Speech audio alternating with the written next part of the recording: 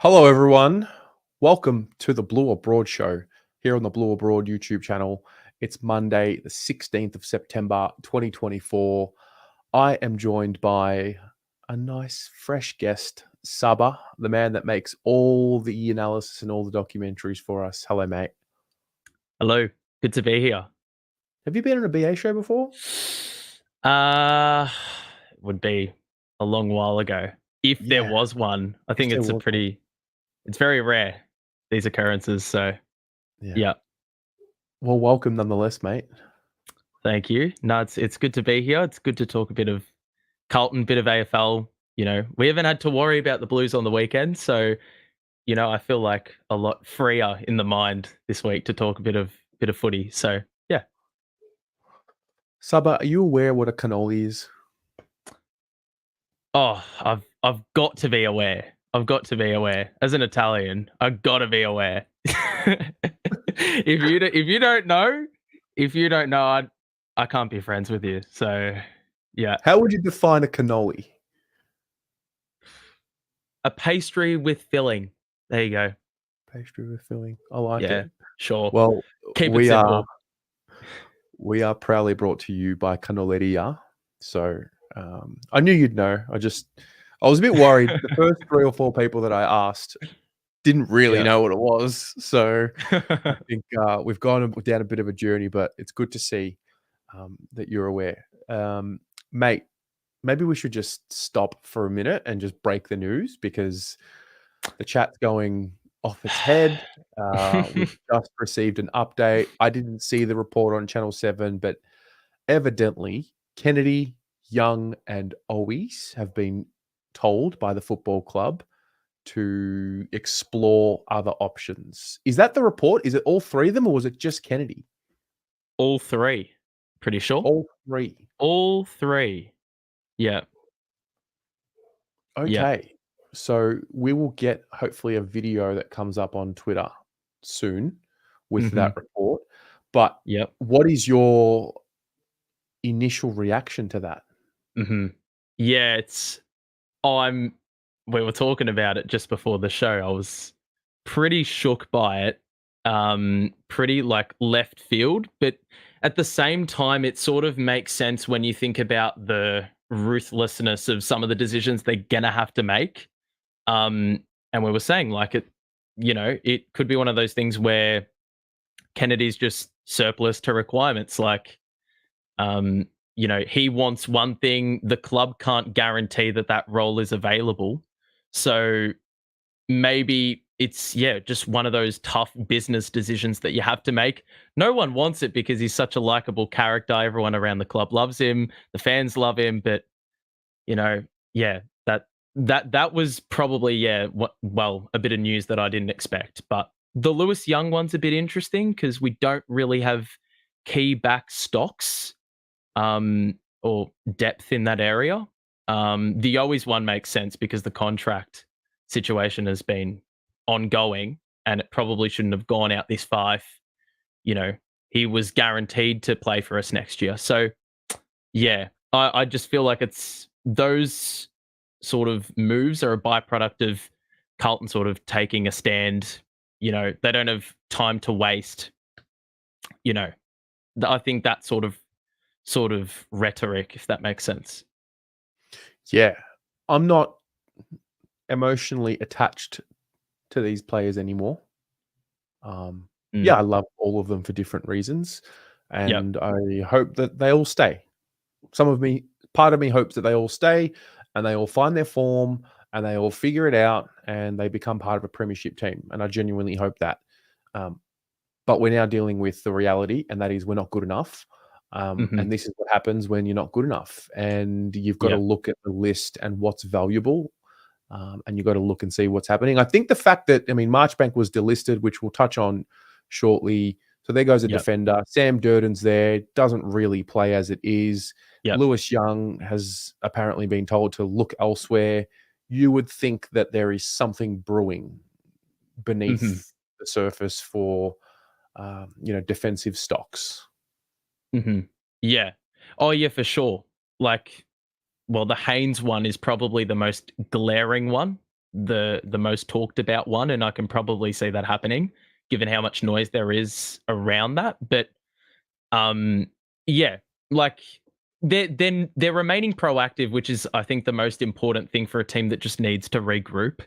Like everyone's crying out for a bit of pace in the midfield, and that Kennedy, you know, making that move to trade or get rid of Kennedy will probably help improve that. As you know, some fans obviously wouldn't want to hear that because of the character side, but in terms of a squad balance standpoint, I feel like that's if we want to have a quicker midfield, getting rid of players like Kennedy is probably the hard list call they're going to have to make, I reckon. Yeah.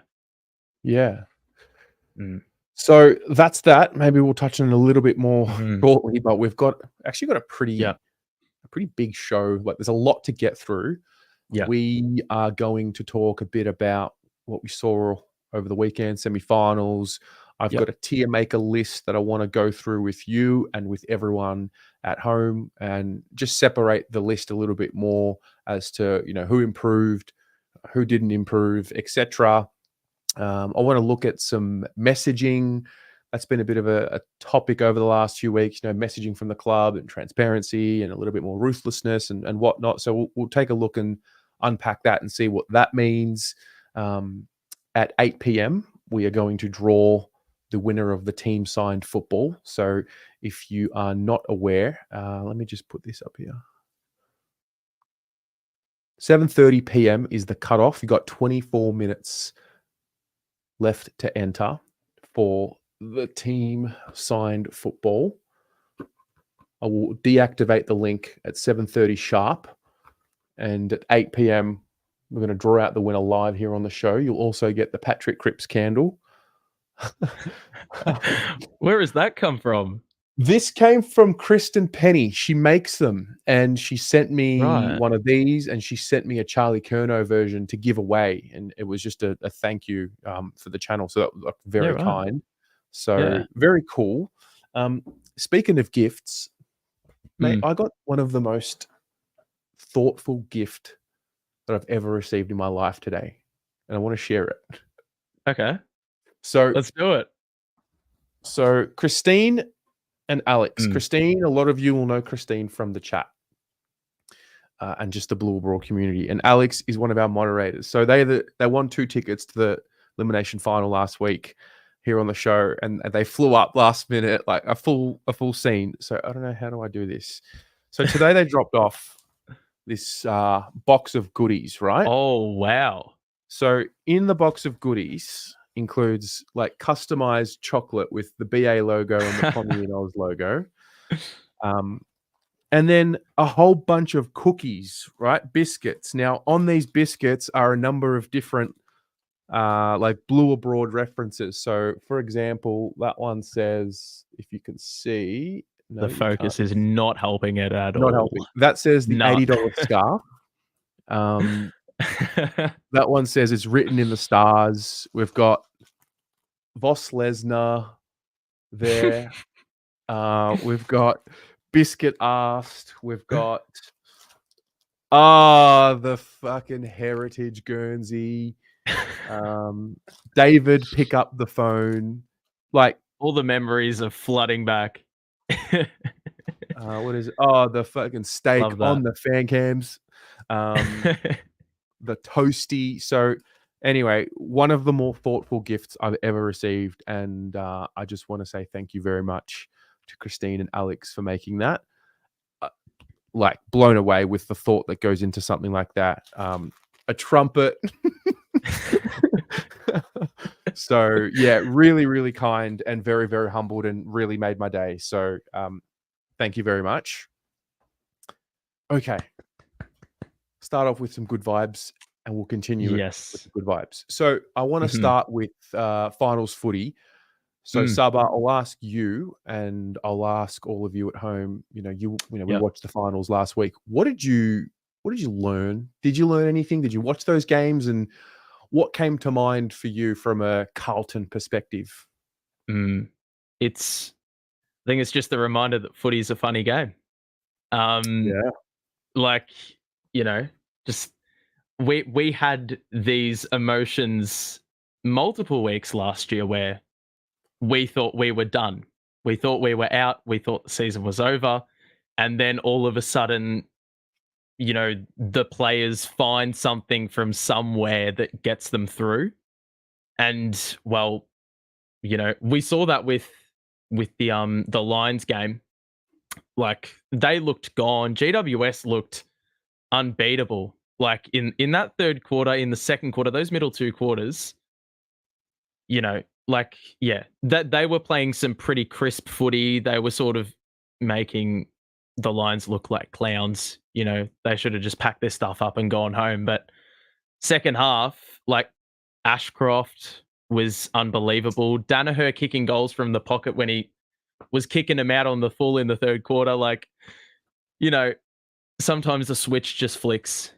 It's as simple as that. But yeah, no, I thoroughly enjoyed the weekend of football.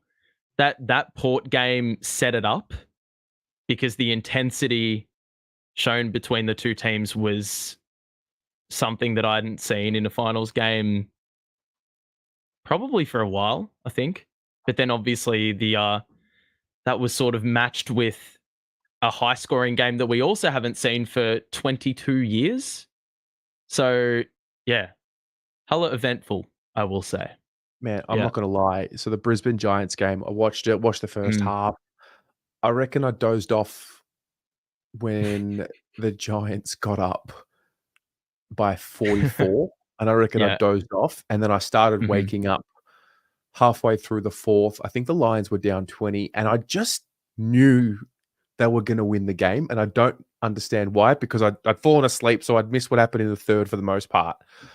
And I'm Mm. like, "No, I just think the Lions, like, how do you get to the granny, and how do you get to prelims, for the last 5, 6 years?" And I know the Giants have too, but I don't Mhm. know. The Lions have just been there so much. It would just be weird for their season to end like that, I thought anyway. And, talking about Joe Danaher and calling him Forrest Gump and, like, you never know what you're gonna get.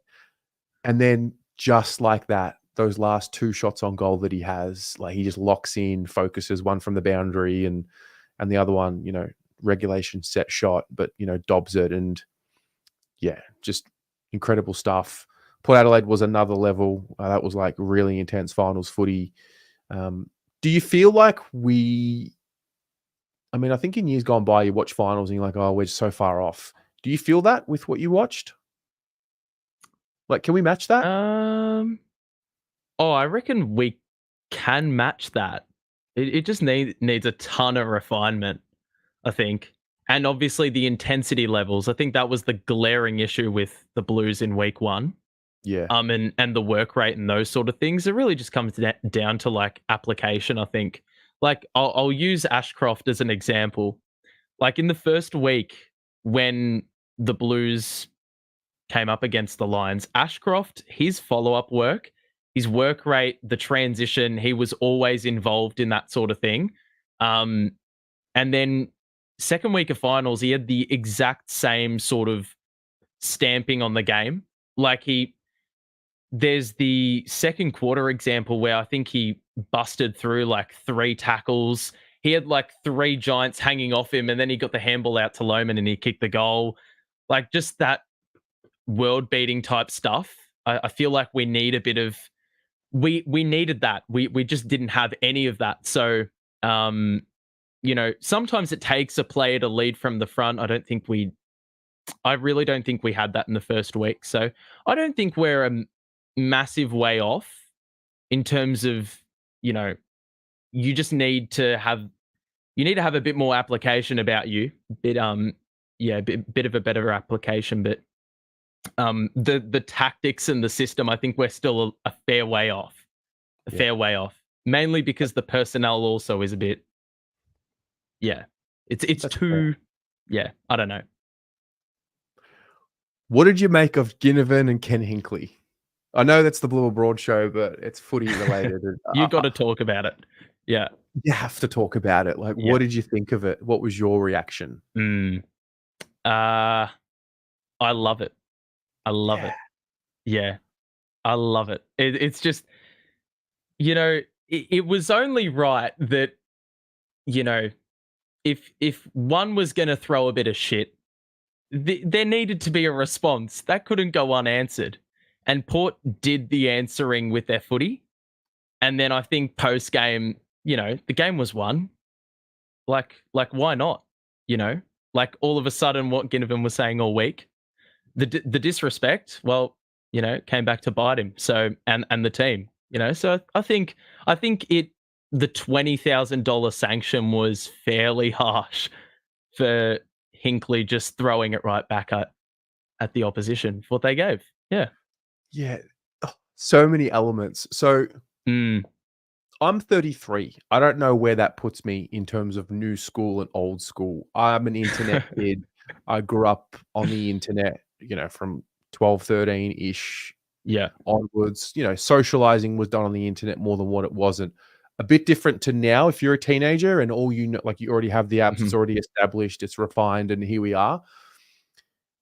I like the piece around old school versus new school. Like, Guinea, Mm. don't say, "Oh, you know, I was just commenting to Brody Grundy and it was a comment to Brody Grundy." I don't think you can say that because you know it's gonna be viewed publicly and you therefore anything you say publicly can be used against you. And that's the nature of Mhm. the industry and that's the nature of the internet. Yep. I love that Ken looked him in the eye. That's old school. That's the way it should be. Mhm. If you're gonna talk shit, Yeah. look me in the eye and tell me. Yeah. And so Ken wanted to talk his shit, so he looked him Mhm. in the eye and he told him, and I think that's a good thing. Now, do you want your coach going at players and you've got to set an example for the younger leagues? You don't want coaches going at play. I actually get it. I really do understand that part, but Mhm. we're men. Like these are adults. Guinea's not all of a sudden a little boy.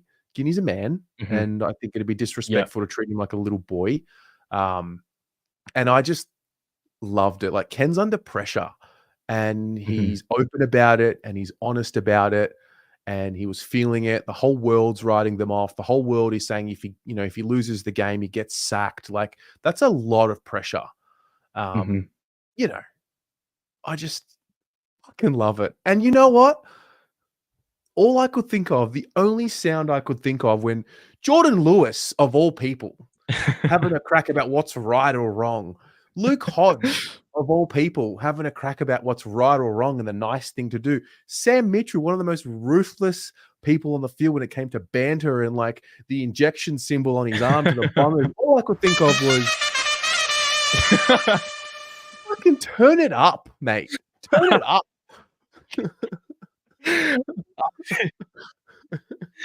No, honestly, like I I sort of get a bit confused when people are like, you know, Ginnivan was directing it to Port as a club. It wasn't directed towards Ken, so he can't like fling it the other way. He's a part of that entity. He's a part of that entity. He's copped a ton of shit for their team being crap.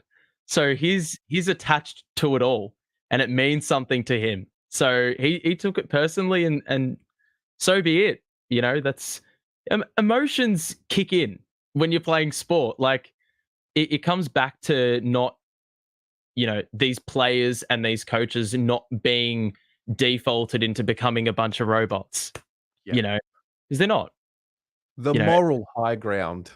I mean, I was right behind Jordan Lewis when he played for Melbourne and he king hit Cripps from behind. Like I watched it happen in front of me. It's like etched into my brain. He would have been at Melbourne. So what's that? He would have been uh, close to 30, if not 30 already. Yeah, I Um, reckon upwards. Yeah. Cripps was what? So we're talking 20. When did it happen? Was it 2015, maybe 2016? Yeah, I So would say around that time. Yeah. we're talking about a 22-year-old Cripps and a, you know, maybe a 9-year-older Jordan. Like, turn it right up, is what I say. Yeah. No, I love it. I just can't say it enough. I can't Yeah. say it enough. We need It's that just drama. well, it's gonna Yeah. go, and it's gonna be gone from the game, whether we like it or not. So it might have been Mm. one of the last few times that we see Embrace something it. like it. It was just fucking great. I don't know, it just but people have been saying they haven't felt final spirit. a lot this year. Like, that is it right there. That's finals Mhm. football spirit. It's all on the line. Mhm. Everyone's got so much pressure. Everyone who loses last week, particularly those qualifying final teams, like, you're out in straight sets, that type thing. So, I Mhm. don't know. It's good. It's good Yeah, stuff. it is. Yeah. I think that whole game was like the final spirit right there. Because as I said Yeah. before, the way those two teams applied themselves pressure wise, big hits, it was a close game. It meant something post game. And it was do or die, you know, win or go home. Yeah. You could tell, like you could feel the emotion like coming through your TV. Mhm. It had that element. It sort of took me back to the Carlton D's semi-final last year, you know, with how tense it all was and how much emotion was channeled after the game because of how much it meant to the winning team and how much it affected the losing side. So there you go. Yeah. Yeah. I think the other part as well, he didn't swear. Oh, he might have sworn. He wasn't Maybe. Yeah. he wasn't sexist, racist, didn't cross the line in terms of talking about, family members. Hmm. Just said, "You're not flying," whatever. Whatever. Yeah. Hey, Luke, $8 says, Kennedy and always being told to look for new club makes me literally sick. Terry, can someone explain this logic? Yeah, so, man, we'll just go over it one more time. We did touch on it at the start of the Hmm. show, but, mate, I think this is just what happens when you don't succeed. Hmm. And, we've got a number of players. Let's be honest. Look at the list. Let's be dead honest. There's a lot of players who are of similar ilk, and the list has a few players that can do very similar things. Kennedy's probably one of them because he's an inside mid ultimately, but we haven't used him as an inside mid all year. He's been one of the most versatile players that we've got. He's played behind the ball, he's played on the ball, he's played forward of the ball, he's played in the ruck. So that kind of tells you that he hasn't been able to lock down a position. And as much as I love Kennedy, like, what do you want? Like, you finish eighth, you bowed out, you're down 10 goals in a final, like, heads will roll. Hmm. Yeah. Can I just say something about Owies as well? Yeah. And I feel like this is a bit of an unpopular take, but like, so he kicked 33 goals, I think, Mhm. this Mhm. season. Yeah. The 33 goal return, like that undisputed is well pretty good for a small forward, and we haven't had anything like that for years. Um, but I will say, in terms of the actual small forward craft, I don't rate him. I don't think he's quick. I don't think he breaks I don't think he creates separation from his defender like most of our small forwards because of that pace, and he gets in the key forward's way. So I sort of feel as if even if we are losing him, I feel like not that those 30 goals are replaceable, but I feel like the impact or the small forward craft that you need, like I don't know, a Tyson Stengel, for example, like he's far more dynamic. I feel like he probably takes more marks on the lead. Even a Jamie Elliott. Jamie Elliott's very good on the lead, and obviously you're not going to find a Jamie Elliott. Um, but I do feel as if that's sort of replaceable what we're getting from Owies outside of the goal kicking and the fact that he's a straight set shot. That's yeah. That's Look, just my take on it. Yeah. no, I think it's fair and reasonable. What I love about Owies is he's available, and that is an issue for us, availability and Yeah. durability. That's Um, huge. yeah, he doesn't have natural small forward craft crumbing at the feet, but what he Yeah. does have is he's got a really nice uh, spatial awareness when someone else has the ball, and he knows where to run to get in the right spots. He's smart enough to figure it out. And I think he's shown a level of improvement. And I think he is the poster boy for development at the Carlton Football Club, which when was the last player that we, you know, created from Yeah. from seemingly a really low base? Like he's I think there's a Yeah. lot of space for a lot of praise for him and what he's been able to achieve. And he Hmm. might stay after all this. He might stay. He Nothing could. is set in Yeah. concrete. 100%. And I think he will improve as well. One thing about him, he's a good pro. He just continues to improve. So Then Yeah. there's the other side, like, do you cash in? Like, you want to make moves. There's a criticism about the team that it's too slow and it's not dynamic enough. Do you play Zach Williams and commit to him as a forward now instead of Owies in that role? Mm, yeah. And do you try and cash in on some value? Yeah. I think it is a bit of a slippery slope because, like, I'm reading the chat and some people are saying, well, like, we've got no one better. And you're probably right. We don't have anyone better. And that's a glaring issue. It has been a glaring issue, that small forward position. And he does bring passion, like, especially if the team's a bit down in the dumps. He kicks a goal. He may have had only 3 touches for the game, but he'll act like he's absolutely owned it. If he kicks a goal, you know, he's getting everyone up and about, including the fans who are, of course, the 23rd man. So Mm, yeah, I understand both sides of the story. I just think from like a bit more of a, on field standpoint, like more tangible standpoint, I reckon he is more replaceable than we think. yeah. But yeah, that's just the take. Yeah. I mean, like, obviously, right now, from a return standpoint, he's been the best small forward in the team. So, Correct. do Yeah. you try and get ahead, be Yeah. proactive with something, and shuffle it up? Next year, we want to see Ashton Moyer playing. Yeah. That's right. Next year, we might want to see a bit more of Kemp in the forward line. Hmm. Jack Silvani. I mean, you assume at the start of every year that you start with everyone being available. So Jack Silvani is a name that gets thrown into the equation. So none of this, I mean, Zach Williams is now a forward. So, Motlop didn't play. Yeah. He barely played all preseason. Corey Durden, whether you believe or you don't believe, like, and then there's Mhm. the opportunity to get something for what you have while you can and plug holes in the list that you obviously think that you have. So we'll cover it extensively, and whatever happens will happen. Um, Mm. Yep. but I just think this is the way it goes when you do not succeed. That's right. And it's you Yep. got to ruffle some feathers, and some people are going to be unlucky, and there's some hard luck stories. But you know what, mate? We're cutting the shit. Let's go. Yep. Not that there's No shit, messing but, like, around. Yeah. there's no time. There's no time for Yep. sentiment. This is That's it. exactly right. It's So, unforgiving. The game yeah, is unforgiving. So, feelings aside, all business. Yep.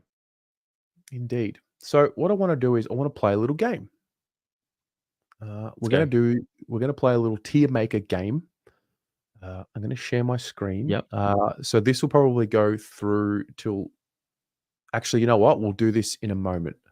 I wanna Okay. talk about messaging first. If we can get that done? Yep. Yeah. Saba, Um, where do you sit with messaging from club? And the reason why I ask is a lot of people will come on the show or talk in the chat, and, like, they want more transparency and a little bit more ruthless, and we yep. want to hear about not impacting but winning, and et cetera, et cetera. Do you buy into any of that? Does it matter to you? I think the most like prominent part of this that gets consistently talked about or has like a big stake in fan conversation is the press conference.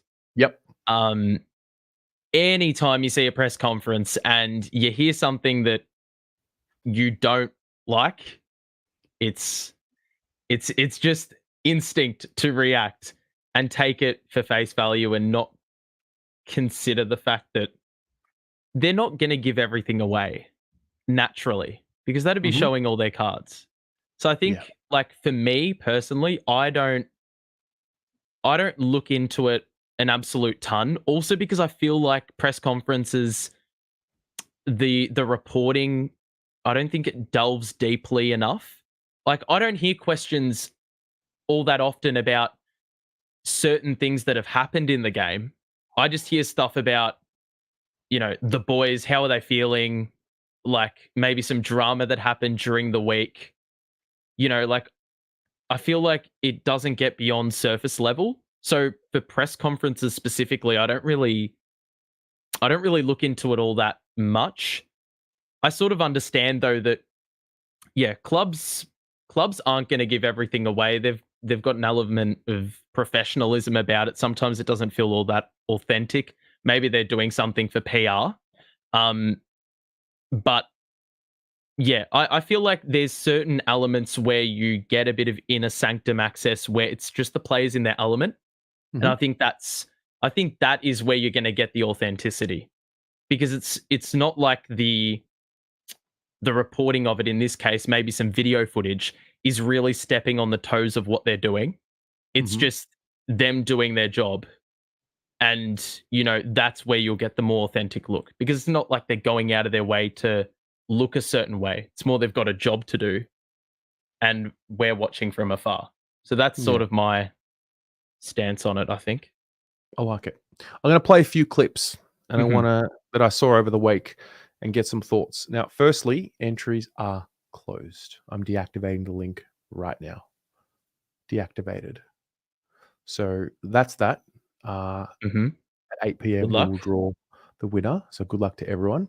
Okay, so the first one I saw, I want to play this. This was Tom Green from the Giants maybe the day after the Giants lost. So just take a look at this.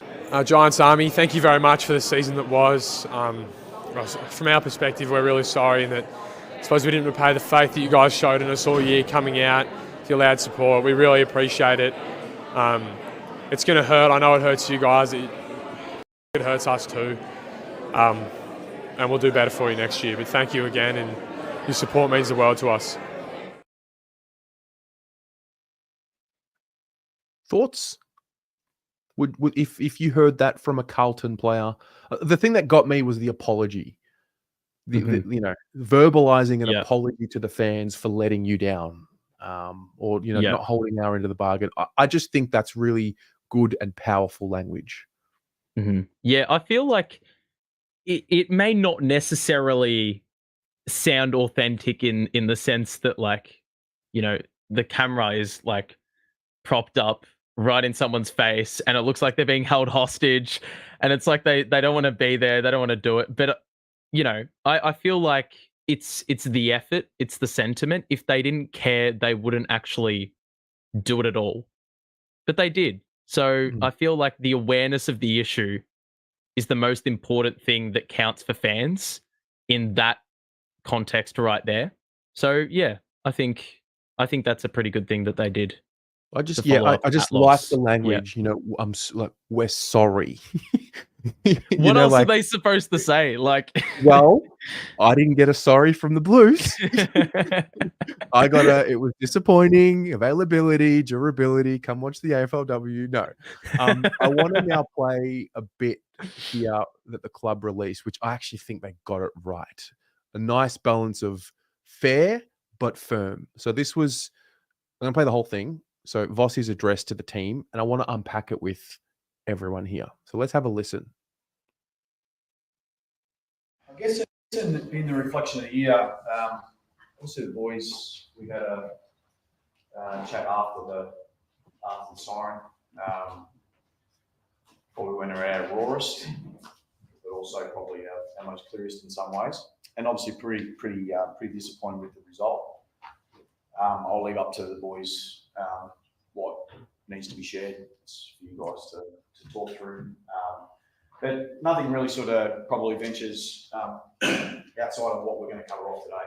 We can tend to focus on the end, and we sort of know what the end was.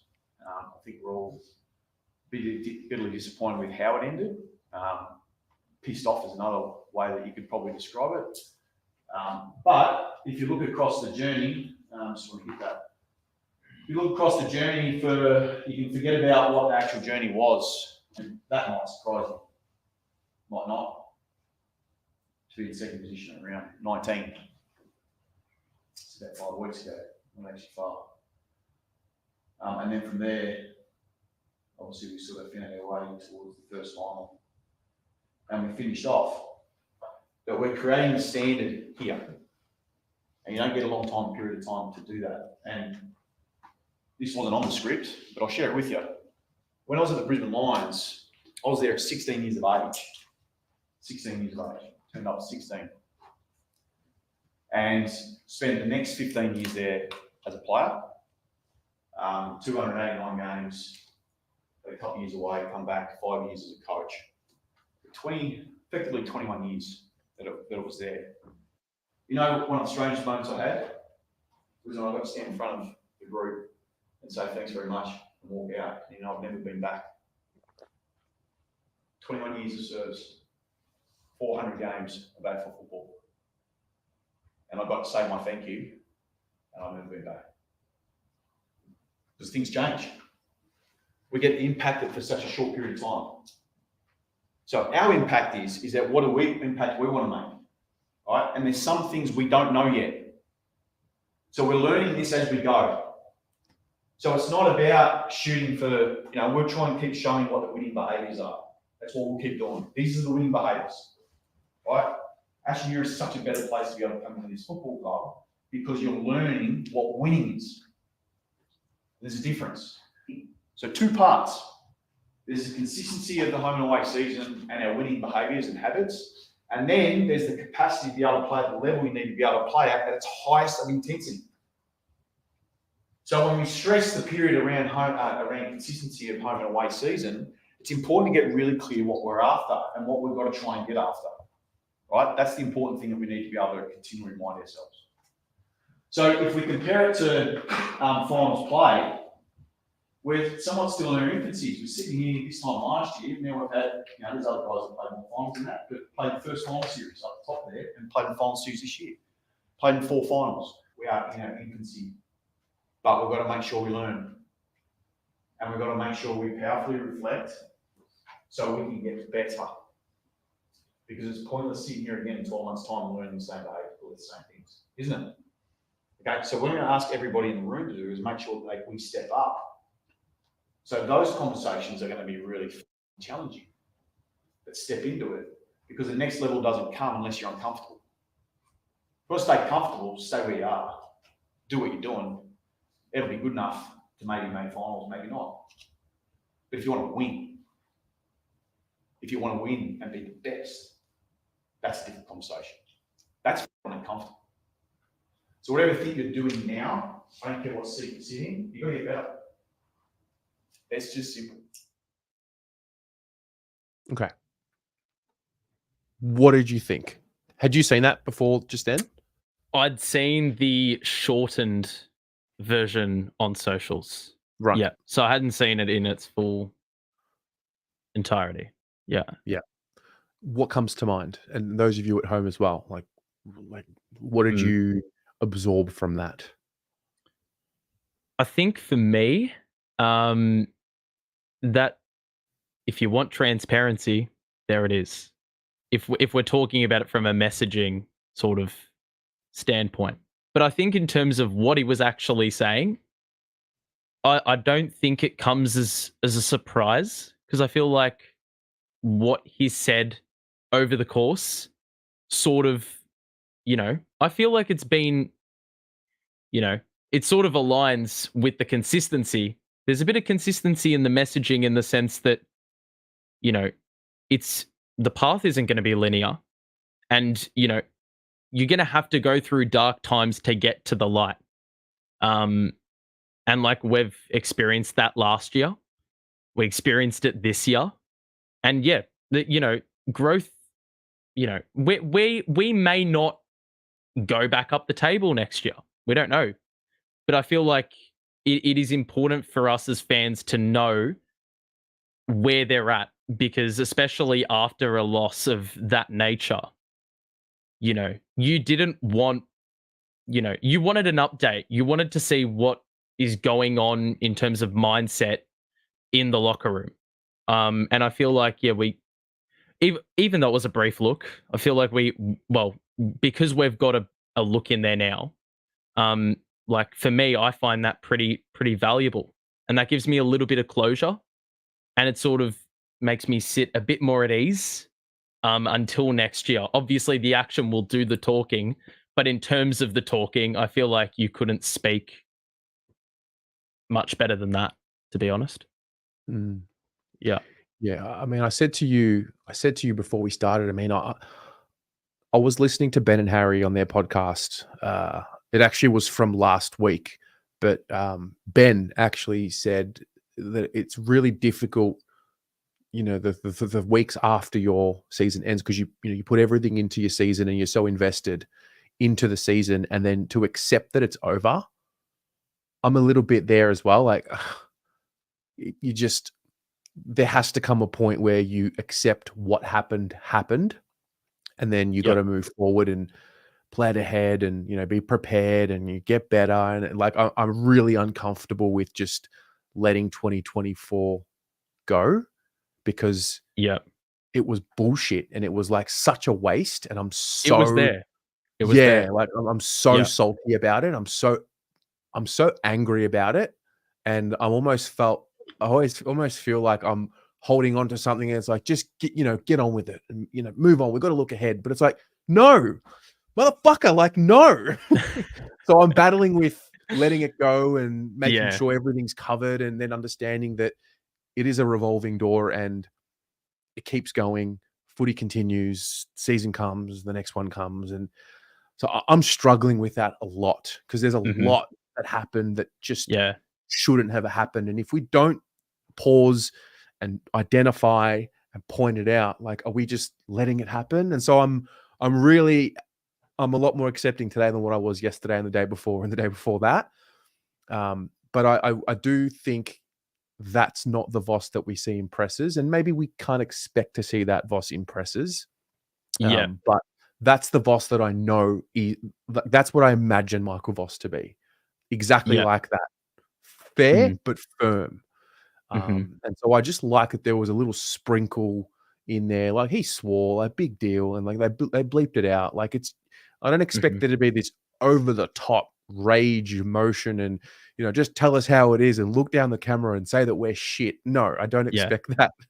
But I do expect to see an authenticity. And I thought that they nailed it with that. And I thought it was fair, but firm. So I feel like also, as fans, we almost are like, do these players know what they did in a way? Like, in terms of, we were second, we landed in 8th. Sometimes it felt like, with the way things were, or the way things were addressed, like, it almost felt as if it wasn't panic. Yeah, there wasn't a reason for panic in their mind. But I feel like us seeing, that illustration in their meeting room of them sliding down the ladder, like, I feel like that visualization is really important for us as fans. Well, for some fans to see that and be like, they're aware. They've been given this stern talking to, it's not okay. And, there's repercussions for that. And, I think that also helps, because sometimes, the fans need closure. They need to know that the players know what they did. And I feel like that sort of addressed it as well, that dip down the ladder, because that's the big thing that everyone has a problem with this season. Yeah, ultimately. I just want to spew everywhere. Like, it's just crap. So speaking of the graph, I'm glad you brought it up. I'm going to bring it up too. Yeah. This is what they were referring to, right? So Carlton is like here. I'll pause it when we get to us. I don't want to get like copyrighted there. So I'll just follow us. Look at this, mate. Have a look at it. We dipped here, and then, oh wow, we got to 10th. And then that beautiful rise. Look at this. So I'm just going to pause that right there. That is just exponential growth right there. So round 13. Love that. That would have been Geelong into Richmond. Geelong was 15 to 16, I think. Oh my! We sat there, man, and the competition around us just fluffed about. They didn't want it. They didn't want it equally. They didn't want it. Oh. They didn't want it. They didn't want it. They didn't want it. And then we didn't want it. But if I just go back. Oh, God. Injuries is not an excuse here. We were healthy. No, you know what? we were actually at our least healthy in round 15. Yeah. Remember that injury list going into round 15? We had who we thought were a bunch of bums probably 18 months ago playing in that team. Yeah. And we played some of the best performance I think I've seen in a decade for sure. And we had Cowan, Chincotta, Boyd. What else do we have? Yeah. But like these guys were playing massive roles. Oh my, it's like it's so Oh. sickening. It's like sickening. I want to get to the point where it freezes on us. So 1 second. Let me just get to us. This is where it stings. This is where they hit you where And it really so- hurts. There you and go. that's up. Like I get, and look, what does it tell you? Nothing's linear, of course. We had the leverage at the pointy end of the season. That's what it says. And we absolutely we threw it away. There's no excuses for that. There's no excuses. Especially when you have that straight line there is the amount of opportunities we had to solidify that position. Well, we also got the- rewarded for this patch here. You know, We did. we got rewarded Yeah. for the hard work we had done. And then there was just a collective stopping. And I know Weitering and Cripps now have spoken about habits. And I'm going to do a show maybe in a couple of days where we, go through all these player interviews. Weitering talked about habits. And you know what? I'm going to do it right now. I have to. Because I went back. So much content. I went back and I went back and I'm like, I've heard this habits thing before, right? I've heard this rhetoric about what we're going to bring to the club. And I found it. And I found where I found it. This was 5 years ago. In Kerno, Mackay and De Conning, that really excited about seeing if I can get my hands dirty with those guys and help with their development. What I'm hoping to bring to the Blues is, really set high standards for the players and the staff, and really work hard on creating elite habits.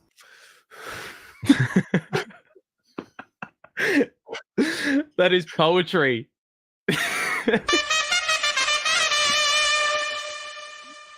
Oh my goodness. The streets don't forget, Saba. They don't. Mate, you got the receipts. It was in your memory. So, do we not have habits? Do we not have enough of them? Do we have good ones but not great ones? Again, as often is the case with Carlton Football Club, you just get more questions. Yeah, Christine. Sorry.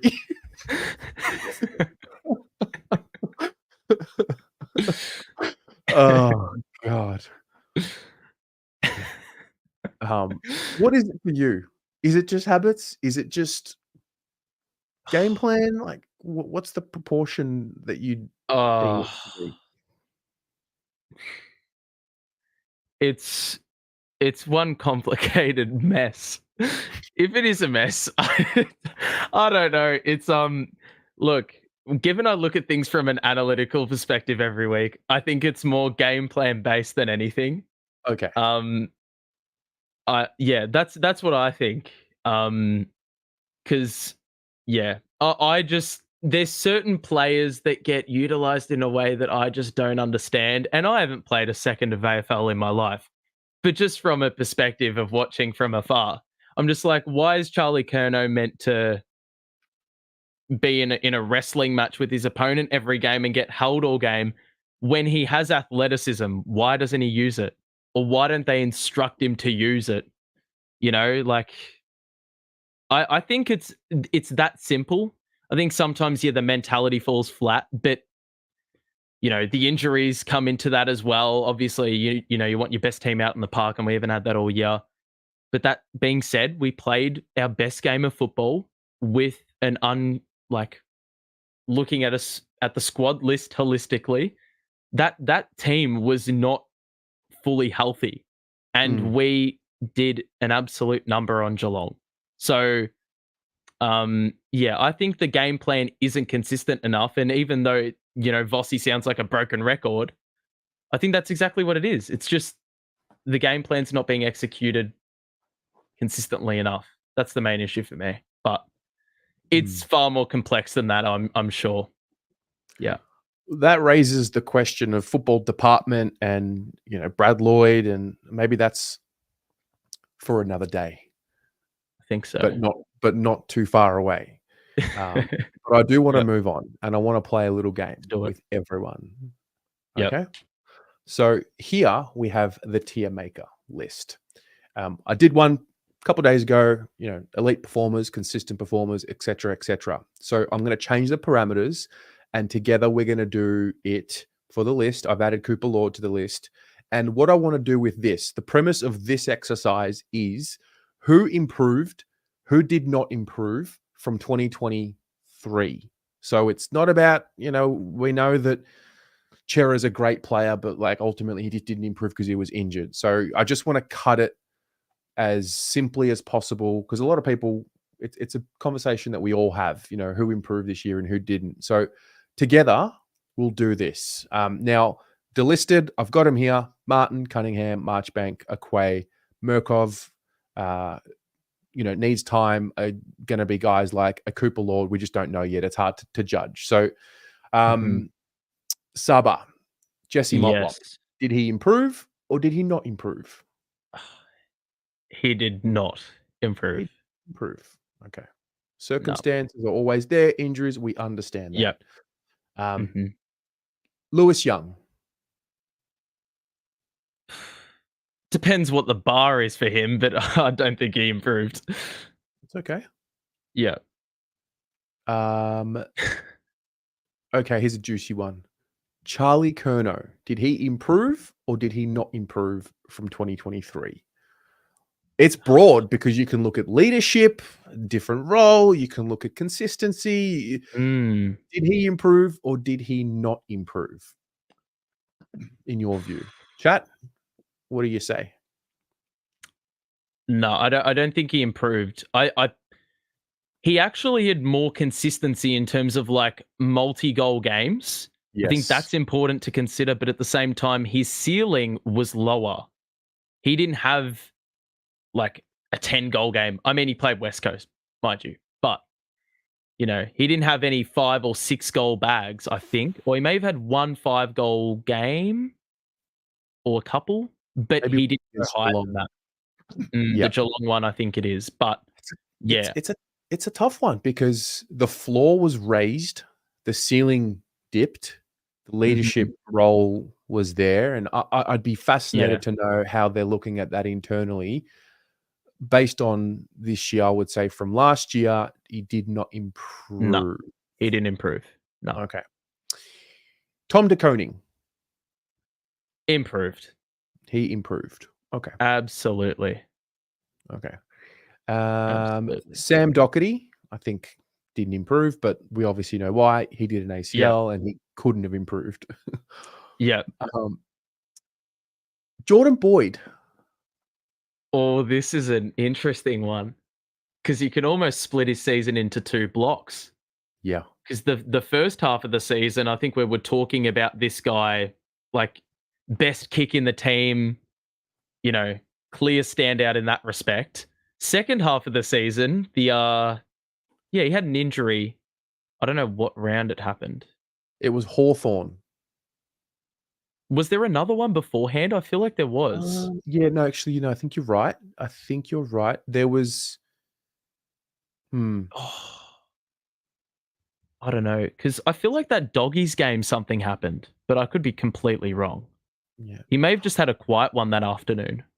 Look, you got to be careful. We have to be careful with recency bias. Everyone was shit at the end. So I know. But I think overall he did improve just. Yeah, I'll agree with you on that one. Only just, and it's it is marginal though. Yeah, I agree. I've lost him. There he is. Nick Newman.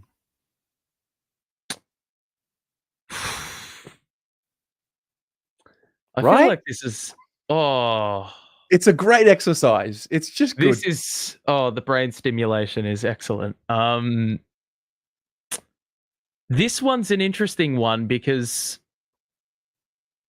I mean, like in my analysis and that sort of thing, the constant thing I notice is that his kick-ins, he completely stunts the offense based off where he takes or where he inbounds the ball. And I mean, that's probably, that's only one aspect of his game. I think defensively, he's pretty rock solid. You know, he's done a number of jobs over the year. But yeah, I think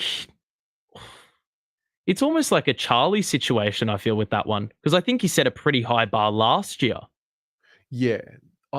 I reckon his ceiling increased this year and we saw more prolific games. I mean, the reason why I say that is because I reflect on the rating show and he had 10s and he might have had a 4-game stretch with 4 10s in a row, something crazy like that. Yeah. And it was just, my view is it was an improvement. Again, marginally. And I think he'll be, don't think he'll win the BNF, but I reckon he'll be right up there. Yeah, I think because a lot of people were saying earlier in the year, where's the Nick Newman All-Australian shouts? And there was a reason for that. There was a reason for that. He was a top player in a top side. And then obviously, you know, the end of the season form is sort of like, that's obviously gone away. So yeah, I would be happy to put him in the improved tier. Just improved. Lockie Cowan. Improved. 100%. Billy Wilson probably needs time. Yep. I might just do all of these. Hudson O'Keefe, is that fair to say needs time? Yeah. We got Matt Carroll. I should have done this. Harry Lemmy. Yep. Filter it out a bit. Ashton and Binns needs time. I don't think there's a big enough of a sample for those ones. Yeah. Okay. Brody Kemp. Nah. Oh, no. Right? No, surely not. I don't think he did. Right. No, I don't think he did either. No. Yeah. Okay. We're going to draw the raffle after 8, obviously, but I think we have to get through this first. So we're not in a rush. We're not going anywhere. Blake Acres.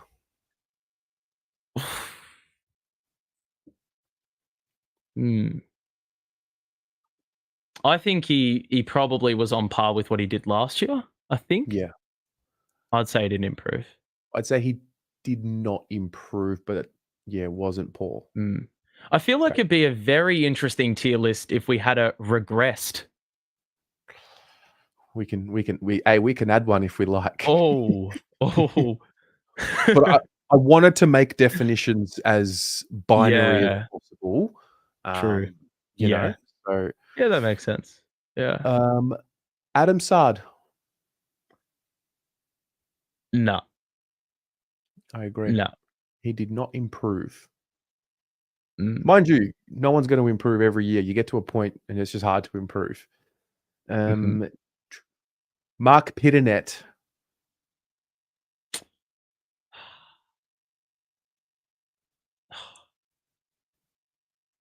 This is... I'm trying to remember how he played last year. Because I feel like we were having this 2-ruck argument last year. And I'm just trying to channel what was the level last year? Well, whether this is controversial or not, I think he absolutely improved from last year because the idea of him having 15 or more possessions was a farce before this year. And like the marking around the ground and the aerial work, it needs work. It hasn't gotten better. It's never really been there. But I do think overall he was a better player this year than last year. It just looks bad because the way it ended. Yeah. Oh, yeah. I think the recency may also play into that one just a little bit because of all those losses we had without De Koning in the side. Mm-hmm. I would say I'm more on the side of he didn't improve, Okay. but I can see why you'd say he improved. All right. I'm going to leave this one to the chat. Chat, did he Yep. improve? Yes or no? I'll give it 30 or so seconds. Was he better than the 2023 version of him? That's the question here. The Did game he that improve? stands out. Oh, sorry. The game that stands out to me is the Giants game earlier in the year. I remember we absolutely smoked them in the midfield, and Pitto was the ruck. That was the day De Koning kicked 3 goals. Mm-hmm. So, yeah, I don't know. It's a very good discussion, that one. Yeah. Yeah, the question is, was he better than last year? I see. Okay. 1, 2. I feel like I see more yes. 2. Same. 4, 4, 3, 5, 3, 5, 4, 5. Oh. Killer. All right, next one wins. Okay, Christine, there you go. No, because second ruck last year was first choice ruck. That's a good point. I mean, De Koning exponentially improved though. Yeah. 2023, he was injured a heap. He was injured a heap last year. All right. Pitto improved. The chat has spoken. Chat has spoken. Okay. Matthew Cottrell. This one is tough because his first half of the year, I don't know how many mentions there were of his score involvements until he got injured. Then he got injured and did absolutely nothing in the 2 games he came back? Mm-hmm.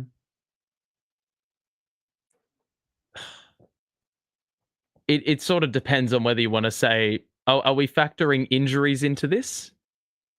Given we just talked about Pitto being injured in 2023. It's all relative. Was Matthew Cottrell better this year? Did he improve on 2023? And look, injuries is a part of the conversation because there's context. So there's not taking away from that. But I think, yeah.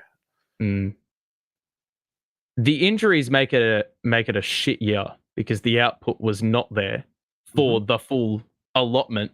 But I think in the games he played in the first half of the year, he was being lauded as one of our more consistent players. And I would say that was better form than what he ever had produced in his whole career. So, I don't know. I think I might have to create. You know what? I'll bring Pitto back, and I will. Oh, nah. I'm gonna create a poll. I'm gonna do it on YouTube. You're just gonna have to bear with me. Yeah, that's all right. Okay. Oh, so I love this. Did Cottrell improve from 2023? All right. The poll is live. Guys, vote. Yes or no. Where we get stuck, we will go to the poll. Maybe we will do Pitto again. All right, fine. I feel like there's going to be a lot of polling. Like there's going to be a lot of polling. Good. Let there be discussion. Yep. So if you want to contribute, the poll is in the live chat. Just tap yes or no. If I get a sense that it's clearly going one way, I'll end the poll. Okay. We're at like 80% did not improve, 20% did improve. Cool. 53, 56 votes, 57. I think. Looks like it's a no, yeah? I think it's fair to say that, yeah. Okay, I'm going to end that one. Yeah. Okay, so Cottrell did not improve. You know what? Let's do Pitto right now.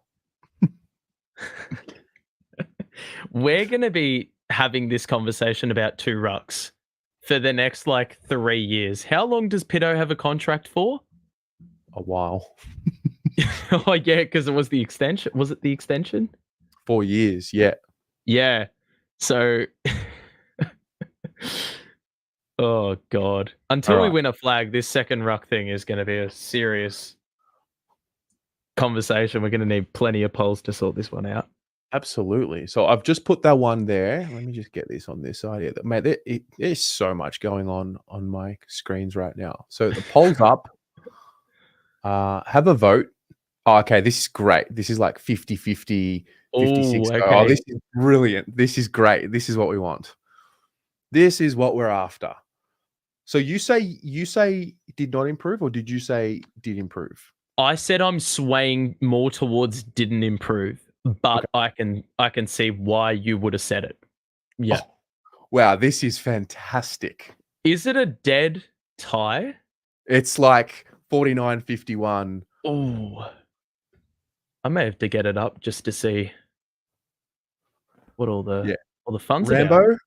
this is peak content. This is peak live content.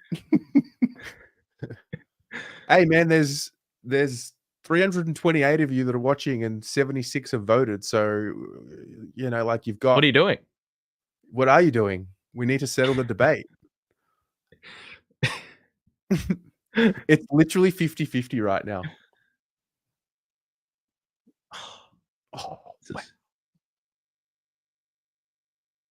Oh my God, this is fantastic. 81 votes, 82 votes, 51-49. I think a sample size of 100 is fair and reasonable, would you say? Yeah. I would say so. All right, when it gets to 100, I'll end it. It's all fun and games. Yeah, I was going to say it's all fun and games until it's 50-50. This is fascinating how close it is.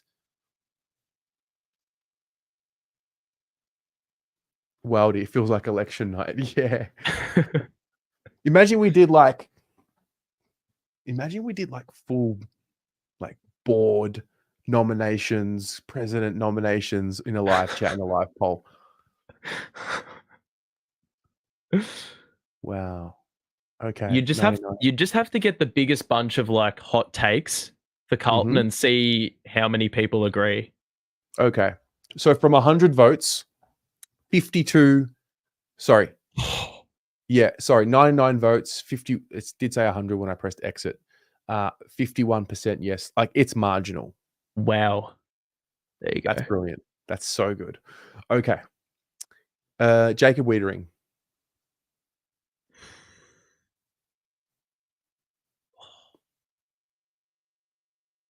I think he was always good. Which means he didn't improve.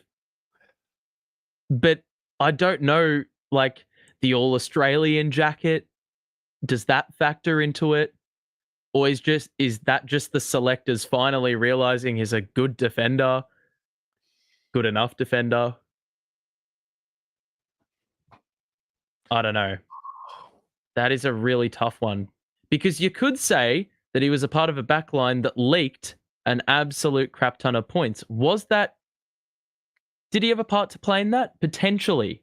Because I feel like there were some weeks where he was saving the backline. There were other weeks where, his leadership went a bit wayward.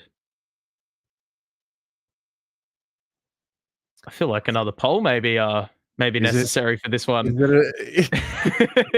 I think this one's going to be a clear improvement. I'm going to read the room. Yeah? I just read the chat. Yeah. Okay. Yeah. I just read the chat. Okay. So we'll say improved. All right. Matt Owies. I think based on output, 100% improved. Yeah. I agree. For the goals alone. Yeah. Yeah. Corey Durden. Not improved. No, I agree. Mm-hmm. Alex Chincotta. Improved. Straight away. I'm going to say. 100%. Mm-hmm. It was harder for him to get into the team this year, I thought, and he still got in. Jack Carroll.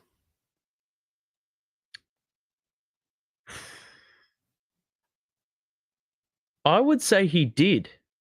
Okay. In the sense that he played more games. So he had, I don't know if that's more based off the fact that we had a ton of injuries. But I feel like when he played, there were some games that he went missing, but I feel like the consistency was more there. I just look back on, like there weren't true standout games, but I feel like there were more games where he got around it, got a bit more footy. I think the bar was pretty low also based off previous years. Where I land with Jack Carroll is that his first 4 games in isolation was clearly improvement. However, after that, it was much of what I had seen last year. So did he have a little spike this year that I didn't see last year? Yes. But overall, in the grand scheme of the season, it's almost yes on a technicality. You know? Yeah. But not to the point where he improved and he's a part of the, the best version of the team. Well, yeah. I feel like that is an improvement though. Because I feel like he didn't even have a sniff, like at all last season. True. He may have had a game or two, but yeah, that Brisbane game, the very first game of the season, that sticks out. Came on as the sub, had a proper impact. I thought he was in for a big season based off that performance alone. But yeah. Okay. I don't know. 74 votes. It's 80-20 in favor. I'll end that one there. I think, we'll put him in the improved. Okay. Yeah.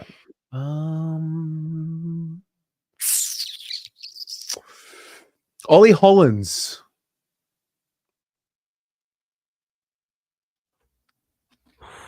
I'll put this one in a poll because I just know it's. You know what? I'm veering on the side of yes. Same. Yes. Same. Although interestingly enough, I feel like he was one of the biggest scapegoats of the season. Yep, unfairly. Now, is that a sign of improvement? Because when you have the expectation put on you, that generally, like, he wasn't viewed as a little baby boy anymore. He was viewed as a senior contributor, and I think therefore that's improvement because our expectations, rose. And I just think he played an unforgiving role. In fact, we know he did. You did the analysis too. I think you highlighted his running on a couple of occasions, and the kicking and the accuracy, that's obviously that needs to improve. But the fact that he's played a lot of games now for a second-year player. Mm-hmm. And you know what? I think the kicking should, when you talk about the kicking, like, it should be sort of taken a bit with a grain of salt, because I feel like he takes some of the most risky kicks, especially in the back half of the season.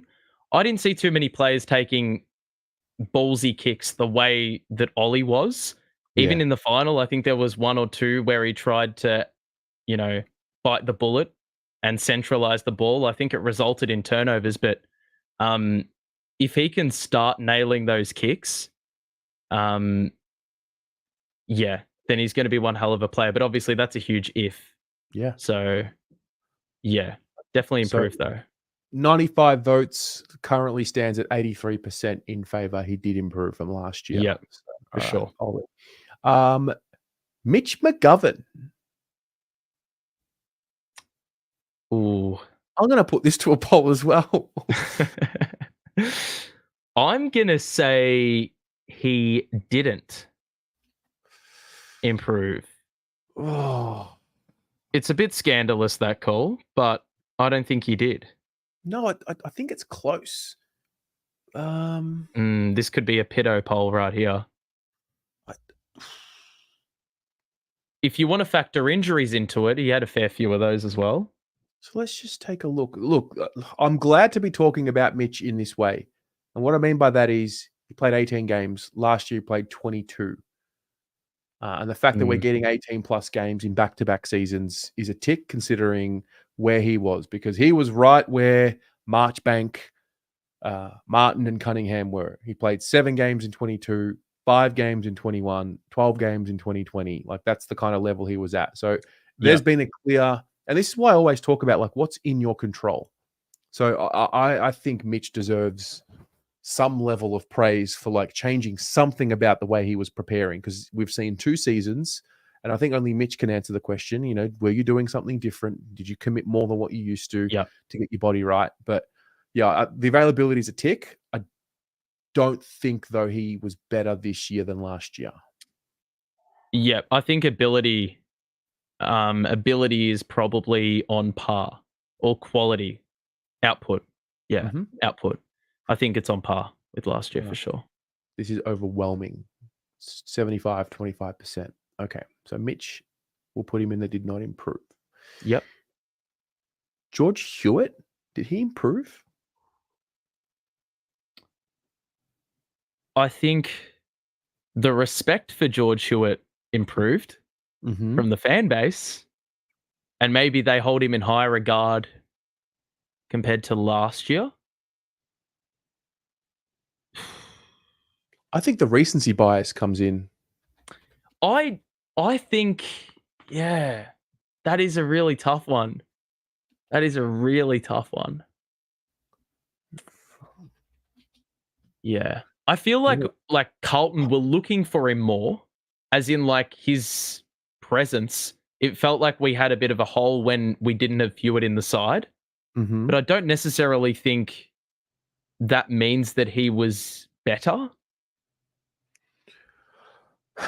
I agree. Yeah, I agree. I don't. Did we miss him last year? Did he miss time?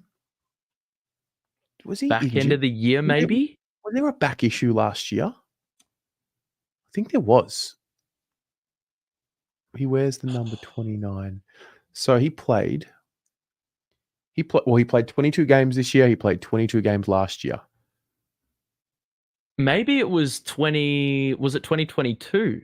2022, he had the back issue towards the end, and because we had a lot of mid injuries, I think, for that final game. Oh, he hurt himself last year.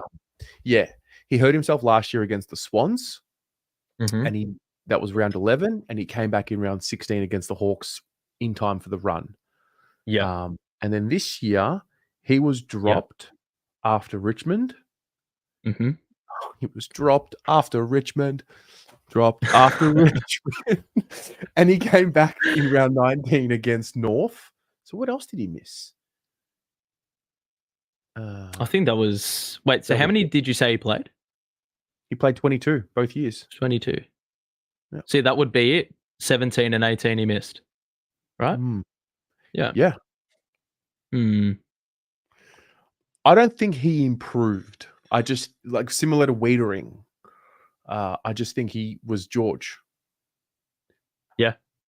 Like he didn't regress. I don't think he improved. It was just what you see is what you get. That's George Hewitt. It wasn't bad. It wasn't bad. That's the level. He said it last year. He's consistent. Although, what is the chat saying? Well, the chat, 80 people have voted, and it's 80% yes. So, like, you just kind of got to listen. Right. All right, chat. Really? Okay. I'd love to hear that, though, like the reasons why. Yeah. Only So again, just to quantify, it's just we're asking the question, how many people improved from last year? So, okay, Sam Walsh. Did Sam Walsh improve from last year? Now, some people won't agree with this. So I think he improved in his more contested side. That's like the recency bias for me is like doing an analysis on this 2 weeks ago or whatever. But I think his contested side, like around the footy, I feel like he wasn't too bad. I felt like he improved in that area. I don't think he's been as good in that more physical side of the game in really any other season, but the outside game was like proper drop off So I feel like almost they compensate for one another. Yeah. Fuck. He showed And growth in his it's, yeah. first game. I mean, look, there's another conversation around, are we trying to turn Walsh into Cripps? Or like, can we just let Walsh be Walsh? Yeah, I know. Leadership group, getting back on the park and playing the amount of games that he did, you say something for that. But overall, was he a better player? It was actually a very similar year because he was hindered last year from the back injury too. I'd say he didn't improve purely because the bad cancels out the improvements, or the drop off cancels out the improvement. Yeah. I feel like the kicking was a bit, well, it was. The kicking was shoddy at best. So, yeah, if he gets that balance next year, we'll be talking about him being drastically improved. But yeah, that damaging outside game, which is what everyone notices, that wasn't there. Was the less flashy stuff I felt like he was better at. Mm-hmm. It's so he just completed 6 seasons at 19, 21. It's the first season I would say that sentiment has been around Sam Walsh in his career. Yeah. So that's interesting. Harry Mackay? Better. I Better. Yeah, I definitely agree with that. Jack Silvani obviously did not improve because he didn't play. Yep. Ooh. We got Sam Durden didn't play, so couldn't have really improved. Orazio, I don't really know how to do this. He didn't play for us last year. I'm just going to leave him there. he can get his own tier off the tier list. Matt Kennedy. Did Matt Kennedy improve? There's so much technicality to this, Terry. It's ridiculous. If we're looking at it from a technicality of like versatility, he played basically every position. I feel like he was doing that last year. Do I think he was in our best, like our top echelon more? Maybe fractionally. I don't know. It's a very interesting one, that one, because it's not like he played a consistent position all year. Exactly. And if I had to put him, I would say he did not improve, but the circumstances around different role, it moved a lot, it changed a lot. Yeah, I thought he was better last year.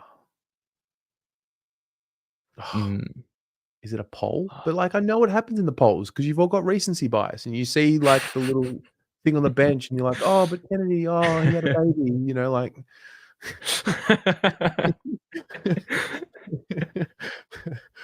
So I know how I chat. I'm onto you. I think I just want to see a poll for the fun of it. For the fun of it, all right. Fine. Why not? All right. Did Matt Kennedy improve from 2023?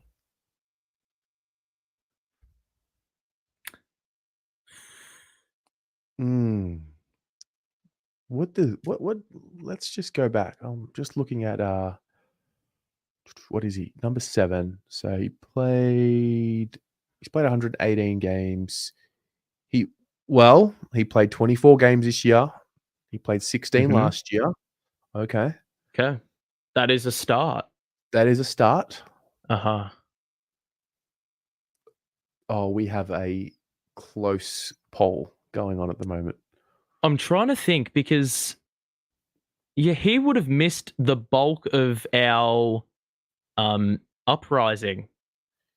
Yeah, you're right. The back end of the year last year. So he played the bulk of our losing form, and then that Freo game he got injured.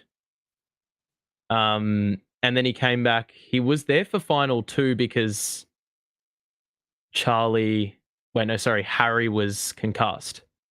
And so I think he missed everything in between those 2 games. Yeah, you're right. So it depends if you want to associate him with winning or you want to base it off the individual himself. Okay, looking at this now, like he hurt himself against Freo. He definitely improved. Yeah. He definitely improved this year. If we want to go off continuity, health. Yep. Yeah. I Let's do needed it. to look at that. Mm. He improved. Okay. Yeah. Lockie Fogarty. Didn't improve. Really? I like it. I think he did, but I will You put reckon a he poll did? up. Yeah, I think he did. I thought we saw we saw more of him. I'm going to look at it. We did. Oh, wait. When did we lose him? What time of year did we lose him? We lost him against Freo. And then we I lost don't him feel like he again. played a lot of footy this year. Almost like he played the same amount of games as he did last year. Could be right. I'll bring it up. On the site now, you actually could be right. Yeah, I mean, it's not dissimilar. He played 12 games last year. He played literally from Gold Coast through to the prelim. He lost 2 games. Yeah. And then this year he played 15. I just thought, I saw more consistent 15 plus games and he kicked goals. He kicked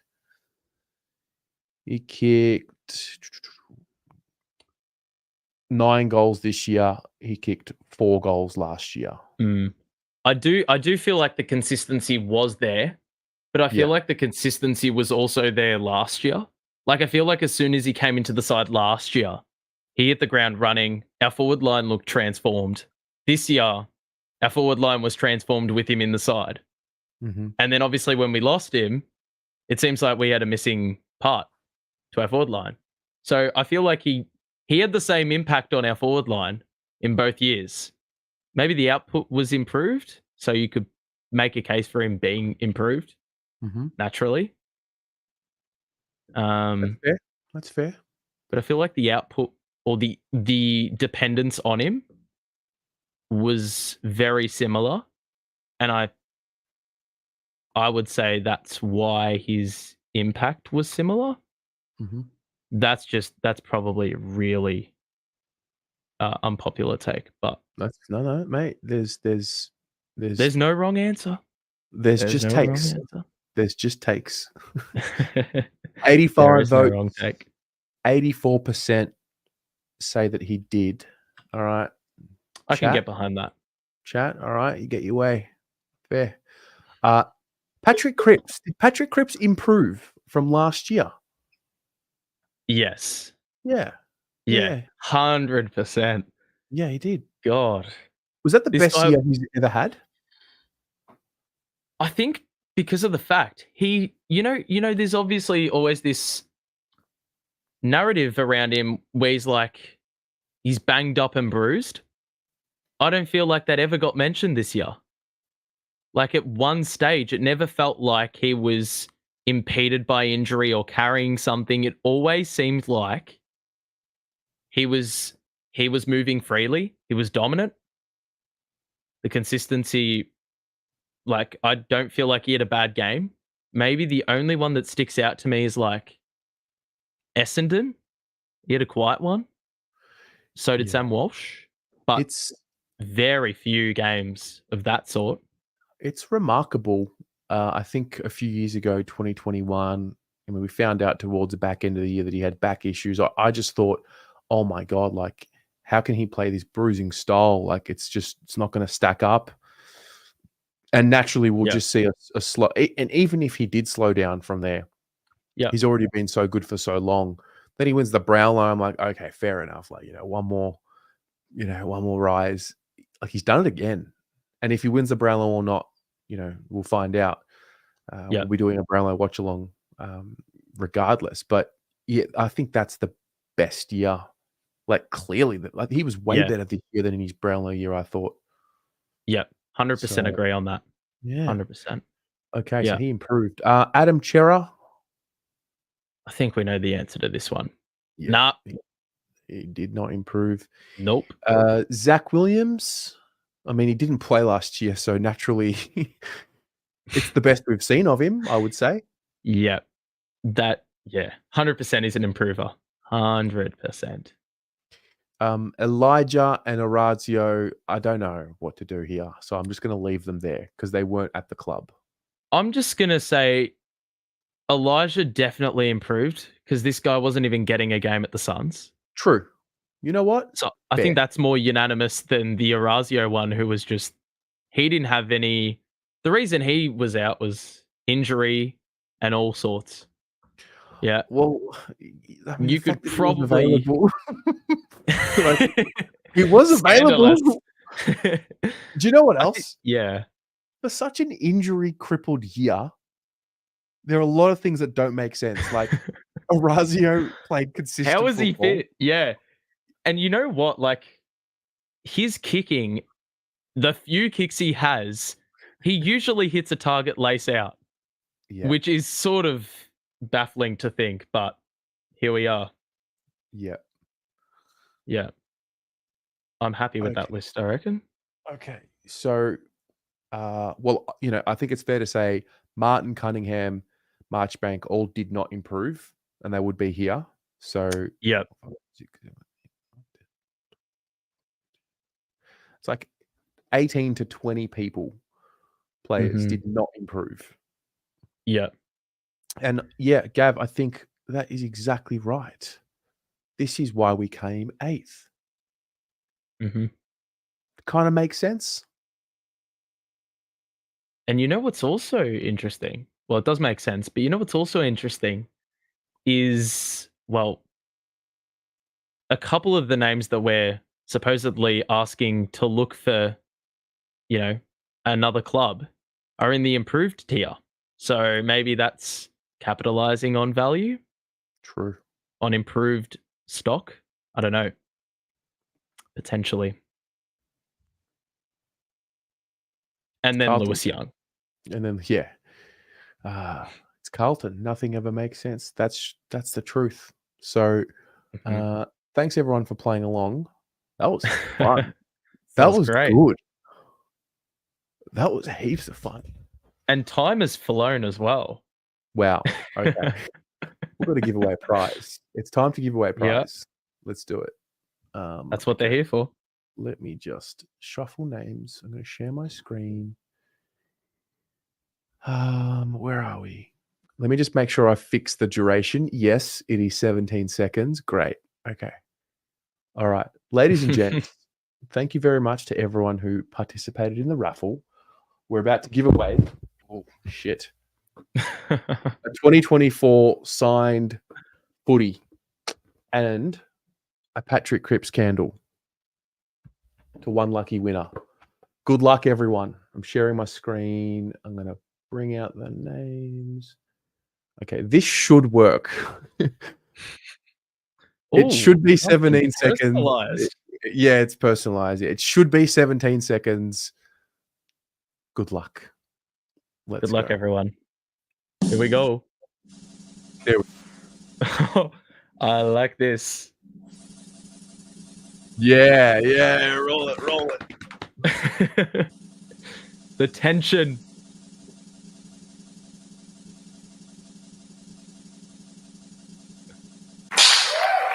Boom.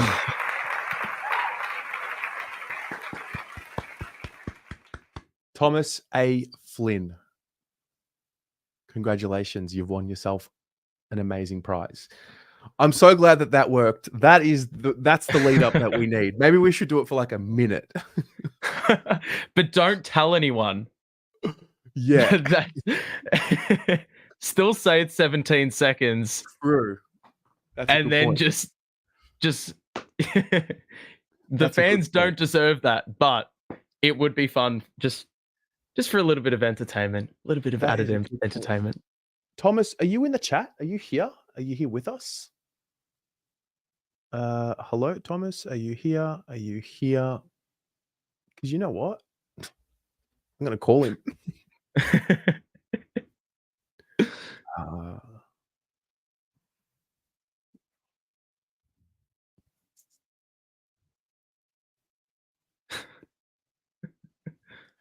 Redraw.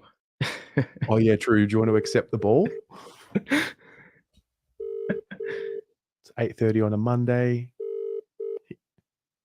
G'day, mate. G'day, Toms. How are you, mate? I'm good. How are you? Yeah, good. What are you up to? I'm on the couch playing video games and talking about trades with my brother. Amazing. bloody Matt Kennedy apparently looking around now, and fucking who knows what's going on. Seriously. What would you do? I think you've got to hang on to him if you can, but at the same time, it reeks to me like a Fisher Dow situation where if they're going to get consistent game time elsewhere, and what do you do? Like, I mean, we can hang on to him. I don't know if he's contracted or not, but yeah, don't know. It's a tough one. He's too good to let go, but he's also not getting regular midfield minutes. So yeah, I don't know. What do you reckon? I think we were just talking about it on the show. By the way, you're live on air. I just thought I'd let you know. But we were just talking about like this is just what happens when you finish eighth. You lose players and you got to get better. Yeah. So yeah, I don't know. It's a bloody tough one. And then just looking around the market, like who's out there? I mean, can we get Bailey Smith, or is he a done deal to Geelong already? Hard to say. So yeah, I don't know. Life of a Carlton supporter, mate. Just questions. Yeah, literally. Yeah. Oh, makes the off season fun. Absolutely. Well, mate, I'm calling you because you've won the signed ball. Oh, you beauty. Yeah. That's excellent. Fantastic. Well, I was wondering, I was like, why is Tez calling me? I thought, is he following up on the other thing that we've spoken about in the past? I thought, no, I don't know if it'd be that. That's fantastic. Excellent. I'm stoked to hear that. Thank you. No, thank you. I will send it through tomorrow. Signed ball. You get the Patrick Cripps candle, and I'm going to throw in a little biscuit in there as well for you. Oh, you beauty. Legend. All right, mate. Well, you have a great night, and thanks for entering, and go Blues. Cheers. Go Blues. There you go. He was absolutely made up with that. He was so chilled. It's the best case. Great. Yeah, he just thought it was one of his boys calling. Mate, You know? That's how it works. That's how it works. So thanks very much, Thomas. Stay tuned, guys. More prizes, more to come. I'll have more information coming up, but more prizes coming. I've got a fair bit to get rid of, to be fair. I've got a few more things. Not a fair bit, like 2 or 3 more things. So yes, BA's got biscuits. So if you've missed out the start of the show, Christine made a little like a big gift pack, right? With customized biscuits. I don't know if you can see that, but they're the bobbleheads. So all of our favorite sayings on the channel. It's written in the stars. I'm closer to some of my ex-girlfriends than he was to Lewis Peter Wright. Ruthless aggression. So are they gluten-free? I don't think so. All right. Saba, what else have we got on the agenda? Have we covered everything? I'd almost think so. Do we have any trade? Anything else trade, or? Let's just reel them off. Yeah, go on. Dan Houston. Mm-hmm. We know that St Kilda pulled out of the race. You know what? Could be time for a poll. I actually want to get a check on this. I want to check. I want to ask the question in the chat. I want to know what you think about a number of players. A number of players. And I want to talk about Dan Houston first. Why is this not working?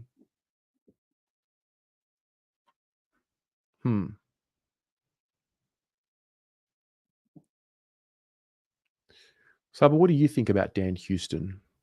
Should we or shouldn't we? Let's just say he nominates Carlton and says, "I want to go to Carlton. mhm, Trade me." yeah. Would you make it happen? Depends on the asking price. I wouldn't want to give up a first round or our first round pick to get Dan Houston. I don't think he's a needle mover. Mhm. I don't think he's a needle mover.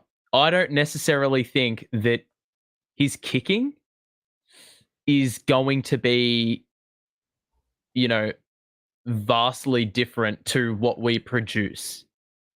Because at the end of the day, yeah, I feel like we sort of already have that, but the game plan needs to be expanded on. That's what needs to happen. Because we can get Dan Houston, but if he's equally instructed to kick down the line, well, then what's the point? That know? is the point that Pommy made literally 7 days ago. I reckon it was about this time in the evening when he went on his rant, and he's like, "What's the point in getting Dan Houston when no one ahead of him is going to move? So he's going to be Yeah. forced to kick it down the fucking line again." Yeah. Yeah. Yeah. So I feel like that's what needs to be addressed. If you're gonna get Dan Houston, you need to adjust it so you can take on those more attacking kicks, or just adjust the instruction so you're actually getting the best out of him. Because for all I know, like, we didn't get the best out of Adam Saad this year, and we could get a much better version of Adam Saad next year that fills in for what Houston may provide.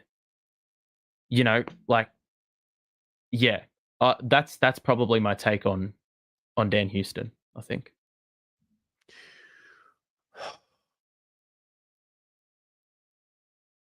I do agree. I just don't feel overall, like, his attributes would be awesome to have in the team, and we need them. We need better kicks. We need run and carry type players. Versatility, he's got that. If he was to, I mean, realistically speaking, you insert him into the back line already, that means one of them's got to come out. I like where we're going with Lockie Cowan.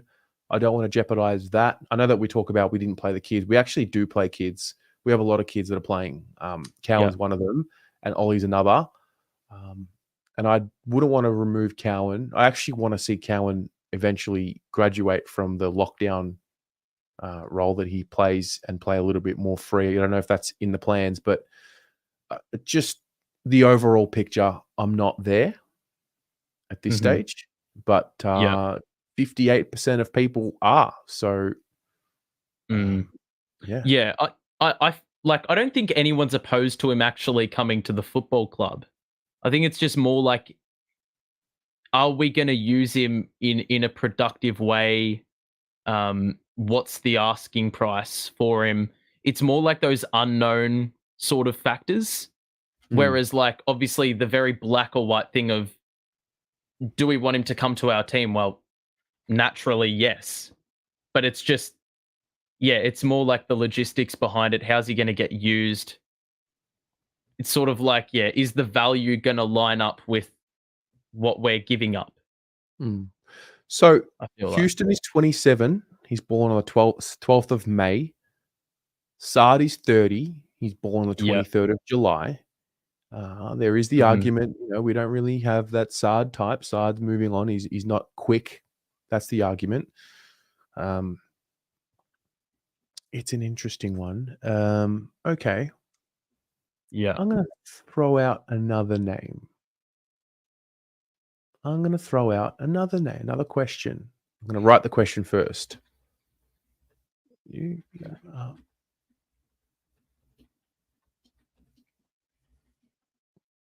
Would you give up pick 11 for Sam de Koning? Well, we had this discussion before the show. Yes. And I'm doing this in an absolute heartbeat. I think. Yeah? Yeah, I think I would do it. I think with that one, and this was my discussion point for the show, with that, it's not like you bring him in and your system needs to work in order for him to get maximized. because he sort of exists. He's something we don't have. We don't have a tall, lanky. What is he? 200 centimeters tall. Big boy. Yeah, he's a big boy. Is he They won't be taller than letting his brother? No, I think he don't- is, or maybe same height or centimeter I or two don't smaller. think I don't know. I don't. He's 2.04. Is actually the same height based Yeah. on Google. I don't think pick 11 would get it done on its own. Is that? Oh, Yeah, no. Oh, well, it depends whoa, what the market is. Like, what's the argument? What's the argument that it's more than pick 11? I feel like it depends. Like, I feel like Geelong would assess what the market's doing before they would do a deal like that. I feel like they would see what other players are going for to sort of get a gauge on the value, on the general value, and they may base it off of that. I don't know. That's a tough one. Because how could they reasonably ask for Mm. more than a first round pick? Yeah. Maybe a first round pick and a few little swaps, second rounds, future this, but the crux of yeah, Because I feel like they would look at, I don't know, like, Okay. for example, the Richmond boys, right?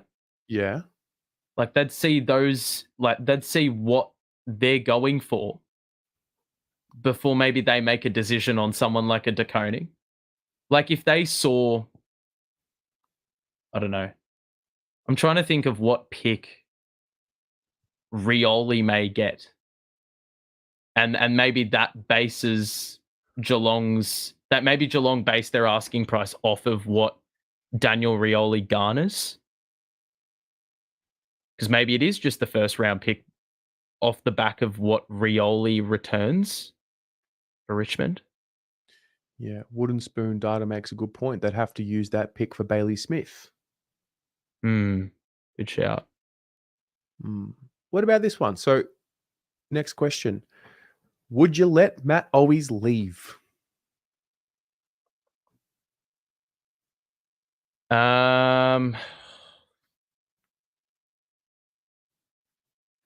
Because he's uncontracted, it's just a free agent thing, right? Like, he's unrestricted, isn't he? Or is he restricted? I should know this because he was a Category B. He's been here since 2018, 2019. Yeah. I think he's a restricted. Wait, can someone in the chat confirm? Is Matt always a restricted free agent? Because if this is unrestricted, it doesn't even matter. Yeah. Like, Wow, this is tight. This is like a 50-50 poll. yeah, right. Okay. So yeah, Debbie, I'm with you as well. I mean, you know, a development player that's consistent, that's available, who shows incremental improvement every single year, like 33 this year, like Yeah. yeah. You hold on to him. If you have it in your power to hold on to him, you hold on to him. I agree. I think you keep him. Because And he just creates selection headaches, you know? Isn't the stat that outside of Owies, no small forwards kick more than 10 goals? For I'm us? pretty sure. Yeah. I think that's a stat. Yeah. Yep. So you can't, like, on that basis alone, nah, you can't get rid. You can't get rid. You can't just offload him for free. So a trade would need to happen. He's a restricted free agent. I thought so. Ah, okay. Gotcha. I thought so. Does a trade need to happen? Or is it just What's he worth?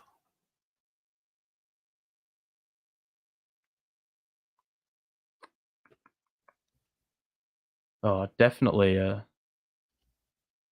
I think they'd want a second for sure. 27, and he's born on the 19th of March. Yeah. Like they'd want a second for sure. I think that's probably reasonable, right? For a 33 goal small forward. Yeah, you can sell it like he's got improvement in him. I mean, he does. He improves every year. Yeah. I want to keep him. not for sentimental. I mean, there's maybe a little bit of that, but like he is one of the few guys that I trust to improve every year and be available. Yeah. And get the best out of yourself. And I think over superstars, I don't need a superstar. Just need a guy that's going to get the job done. And I think he gets the job done. Yeah, most weeks. Yeah, he doesn't really. There's a few games he goes missing and is a little bit of an idiot sometimes. There's a few moments, believe me, that stand out to me where he just, I don't know what was going on in his mind, or just even with his just ability in general. Like when he kicked the ground against Adelaide in round 5 or whatever it was. That, or what was the other one? I think there was one against North. He was running into an open goal and he's decided to do a check side from 15 meters directly in front, and it's gone.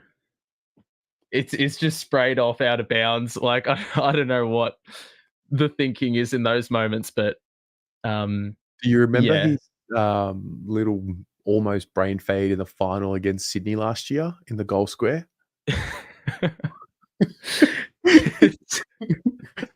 So good. Oh, he makes me laugh. So makes me laugh.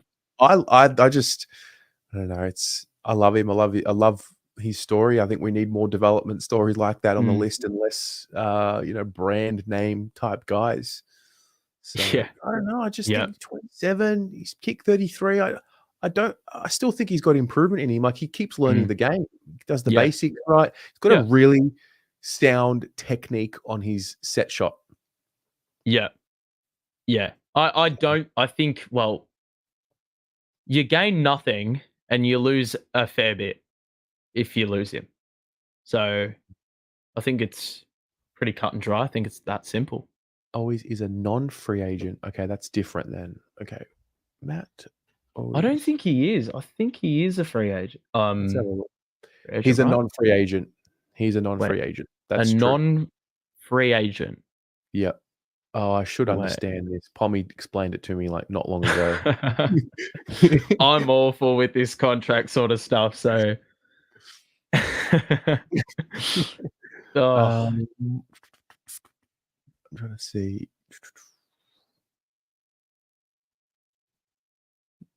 The Blues wouldn't be keen to let Owies walk, and without free agent rights this year, the machinations of a move could be complex. But yeah, he's a non-free agent. I'm looking at an article from Fox Sports from last week, 10th of September. Yeah, he's a non-free agent. I should know the rule. Pommy, I don't know if he's in the chat. He's not, but he gets mad when people don't, like when I don't listen. I do listen. I just forgot. So this is an interesting poll. 94 votes. 51% of you said you would not let him leave. 49% of you said he would. That's a really interesting, poll. Yeah. I thought it'd sway more to the keep him side. Yeah, I thought it would be probably 60-40. Keep him, maybe more. Yeah. So interesting. I want to end that one. Yeah. Do you have any names you want to pop up? Maybe we can chuck a poll in. Anything? You know, there's one player that does get tossed around a little bit. Yeah. Roses. Oh, okay. Malcolm Roses. And look, I'm going to be completely honest. I don't know like really a lot at all about him. But you know, we need small forwards, and I don't think he's been utilized at all at the Suns. So let's probably for a variety of reasons, but let's take a look. I'm with you. I don't know that much about him. Yeah. But where do we go? I don't reckon he's played more than 20 games for the club. Really? Or or not even 30. Definitely not 30. Okay. I could be completely wrong. 23. He's played 45 total. Oh, 45. Okay. Yeah, Underselling he's 23 years old. He's played 7 games this year. He played 19 last year and 15 the year before. That's the bulk of his games. Yeah. He played sporadically this year. He kicked 12 goals from his 7 games. Again, I don't know a lot about him to have a call on him. I can't believe I've spelt B just the letter B. That's disgusting.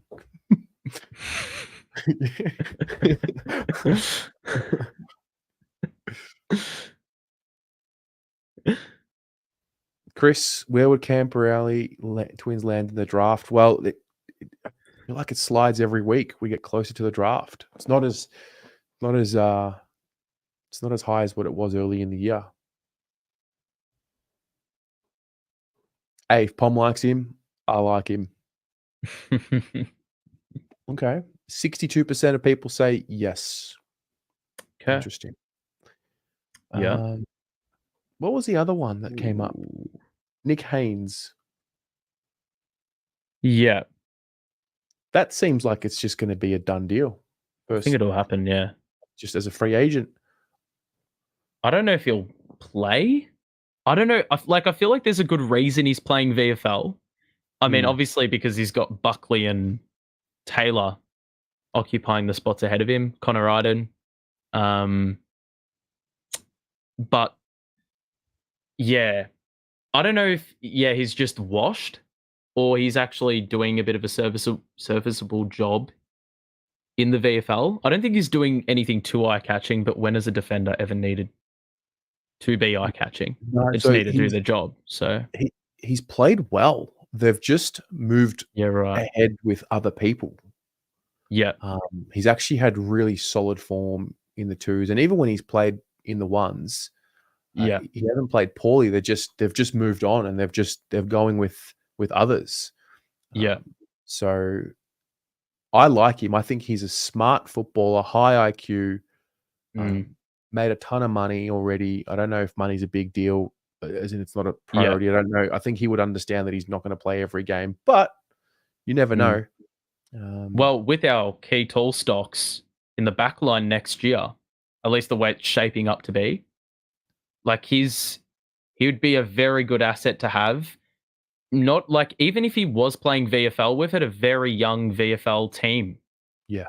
So I think that would be really good for the development of whoever's coming through the ranks in the twos. So yeah, even if it's not AFL level, it'd be a no-brainer for that leadership. Hey, look, imagine. a bit more seniority and some experience won't hurt this club. For sure. So, yes. Yeah. I think we'll leave it there, Saba. It's been a marathon. That's been a hell of a show. It just kind of went. Yeah. I didn't really expect it to go this long, but it's been good. That was fun, mate. Thanks for joining. I hope you enjoyed yourself. Yep. It's good fun. Yep. What's the update with you and your channel? What are you doing? What's in the pipeline? Where can we watch you? Yep. So some of you may have watched the analysis stuff this season. But yeah, the Saba Show is where you can find me. I don't do too much off-season stuff for footy, but the documentary that I did last year, if you're aware, that I'm hoping is going to be on the cards again to make an appearance at some point in the upcoming months. But that's going to take a long while, I think. Okay. Yep. That is where you can find me, right here. There you go. And yep, that you top will video remember, right there. That's the one there. That was shit. You made a 2.5-hour documentary. No life for 6 weeks, but it was worth it, eh? It was worth it. It was I enjoyed watching it back, and I did and I made it. So yeah, no, it was good. It was good fun. Will you be doing NBA watch-alongs, Everton watch-alongs? Will that continue? I'm thinking of doing more Premier League, like little mini doco type stuff for Everton at least, even though they are absolutely stinking it up to start the season.